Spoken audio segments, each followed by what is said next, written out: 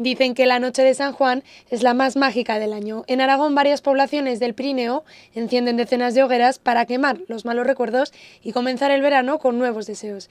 El Museo del Fuego de Zaragoza acoge una muestra en la que se recoge esta tradición con un marcado carácter territorial. Fuego, tierra y comunidad, esto significa conexión con el mundo natural, conexión y trabajo intergeneracional, que es muy importante porque uno de los dramas rurales, Marcelo explicara, es la desaparición de las generaciones más jóvenes. Esto se hace de manifiesta cooperación intergeneracional y sobre todo entre comunidades dispersas, porque los pueblos no trabajan solos, trabajan juntos entre sí. En total, 50 imágenes y varias muestras de las fallas que arden acercarán a los zaragozanos a una festividad declarada Patrimonio Inmaterial de la Humanidad por la UNESCO. Es una tradición que viene de lejos, es un rito precristiano.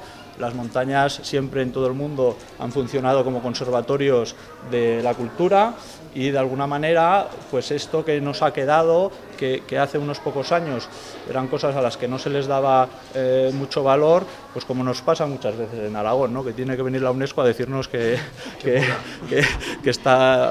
tiene mucho valor y que tiene mucha relevancia. La exposición es de entrada libre y estará disponible hasta el próximo 13 de marzo.